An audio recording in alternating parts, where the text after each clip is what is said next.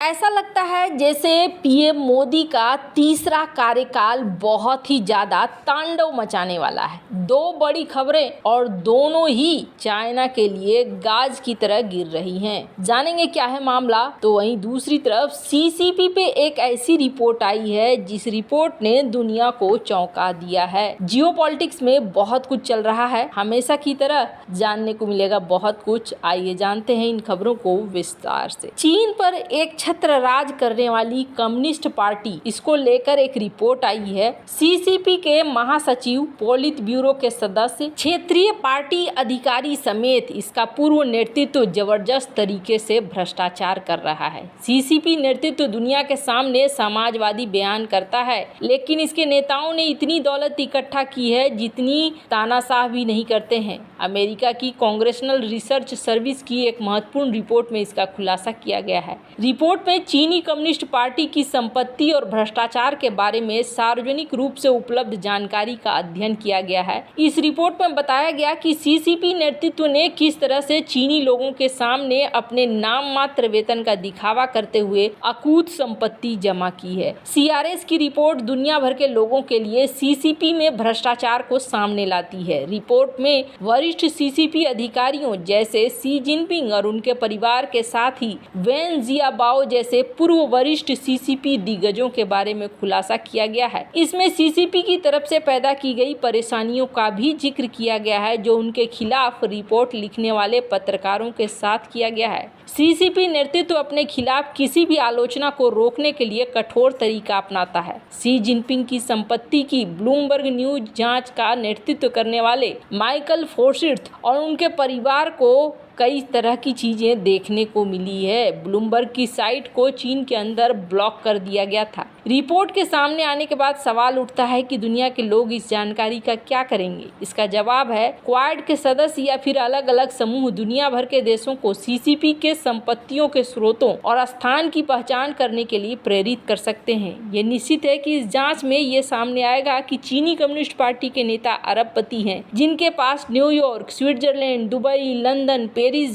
जैसी जगहों पर बेशुमार संपत्ति है। ये खुलासा चीन के लोगों के लिए आंख खोलने वाला होगा, किस तरह से समाजवाद के नाम पर उन्हें छला जा रहा है और सीसीपी के नेता खुद अमीर बनते जा रहे हैं। सीआरएस की रिपोर्ट सीसीपी की कारगुजारी का दुनिया के सामने लाने की दिशा में एक महत्वपूर्ण कदम भी है। इससे अंतर्राष्ट्रीय समुदाय को इस बात का हिसाब किताब करने में मदद मिलेगी कि शी और उनके परिवार और पार्टी के दूसरे नेताओं के पास विदेशी बैंकों और अन्य परिसंपत्तियों में कितने अरबों की दौलत जमा कर रखी है। जहां चाइना के अंदर ये सीन चल रहा है और चाइना के अंदर जिस तरीके से चल रहा है उसे देखकर ये लग रहा है कि जिनपिंग यूं ही भ्रष्टाचार के पीछे अपने देश के अंदर नहीं पड़े हैं। इसके पीछे कई सारे बड़े कारण हैं। तो वहीं दूसरी तरफ भारत के पीएम मोदी के दो चीजें देखने को मिल रही है। एक तो पहला ये देखने को मिल रहा है कि भारत ने करेंट अकाउंट में सरप्लस व्यापार किया है और ये व्यापार $6 बिलियन का है। स्क्रीन पर आप देख सकते हैं आर्टिकल। भारत का व्यापार लगातार बढ़ रहा है और ये सबसे पहला गाज किस पर गिराता है, तो ये गाज गिराता है चाइना के ऊपर, क्योंकि चाइना यही सोचकर बैठा था कि भारत के व्यापार में गिरावट आएगी और चाइना की इकोनॉमी के लिए ये बेहतर होगा कि एक कॉम्पिटिटर मार्केट से हटेगा। दुनिया को चाइना के अलावे और कोई देखने को नहीं मिलेगा। लेकिन यहाँ भारत को फायदा होता हुआ दिख रहा है और चाइना की इकोनॉमी के लिए ऐसा माना जा रहा है कि बाइडेन ने जो कहा था कि चाइना की इकोनॉमी एक ऐसा बबल है जो बबल आज नहीं तो कल फूटेगा। ये दोनों ही चीजें यहाँ पर होती हुई दिख रही हैं। स्क्रीन पर एक आर्टिकल देख रहे हैं। लैटिन अमेरिका के देशों का गुस्सा चाइना के ऊपर बढ़ता जा रहा है और ये चाइना के लिए बड़ी समस्या है। लैटिन अमेरिका के देश जैसे कि वेनेजुएला हो गया और वेनेजुएला के अलावे अर्जेंटीना हो गया, ये देश धीरे धीरे अब चाइना से व्यापार नहीं कर रहे हैं और अपना रास्ता बदल रहे हैं। वहीं भारत के लिए ये अच्छी खबर हो रही है और भारत का व्यापार दुनिया भर में बढ़ रहा है और ये ऑप्शन खत्म नहीं हो रहा है। यही वजह है कि यहाँ चाइना ये सोचता था, खुश भी हो रहा था कि भारत में बहुमत नहीं मिली है पीएम मोदी को, तो ये उनके लिए बहुत मुश्किल होगा कि कोई बड़ी पॉलिसी का निर्माण करना।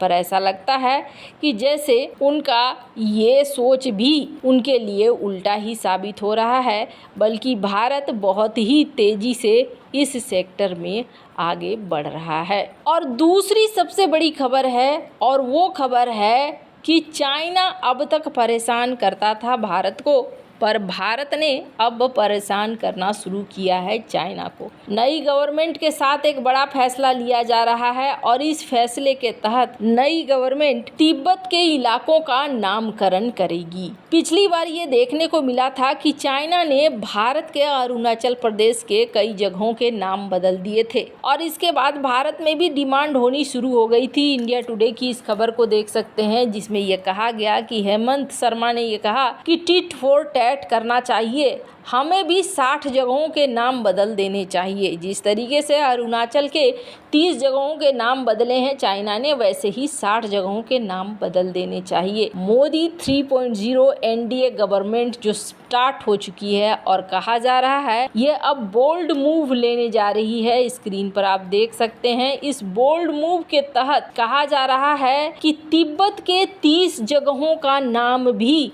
भारत बदलेगा और भारत इस नाम को बदलकर तिब्बत के जो ओरिजिनल नाम हुआ करते थे उनको रखेगा। चाइना क्या कर रहा है, धीरे धीरे तिब्बत की संस्कृति को ही खत्म कर रहा है और यहाँ के लोगों को भी विस्थापित कर रहा है। लेकिन सवाल उठता है कि भारत के ऐसा करने से क्या होगा, क्या इसका कोई निष्कर्ष निकलेगा? तो भारत में दलाई लामा है और दलाई लामा जो कि धर्मगुरु हैं, ऐसे में भारत के पास एक बड़ा पक्ष भी है। वहीं दूसरी तरफ अगर ऐतिहासिक समय की बात करें तो भारत और तिब्बत का काफ़ी ऐतिहासिक समय रहा है, एक पुराना समय रहा है और ये समय कुरुक्षेत्र की लड़ाई से भी जुड़ा हुआ माना जाता है।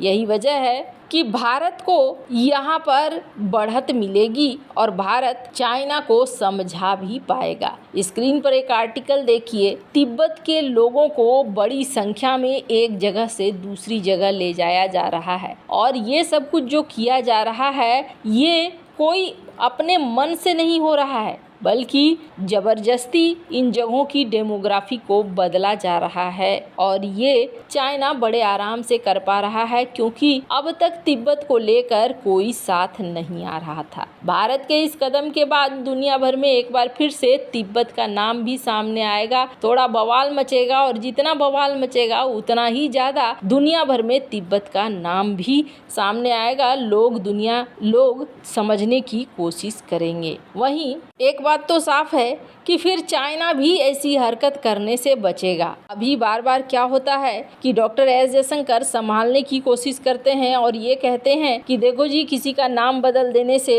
वो जगह किसी की नहीं हो जाएगी, इसलिए इस पर सोचना बंद कर दो। पर अब है कि तुम ऐसा करोगे तो हम भी ऐसा ही करेंगे। अब अपने नागरिकों को तुम जवाब देते रहना। वैसे आपको क्या लगता है इन सब मामले में, आपकी क्या राय है, कमेंट कर जरूर बताएं। जल्द मिलते हैं अगले वीडियो में नई खबर के साथ।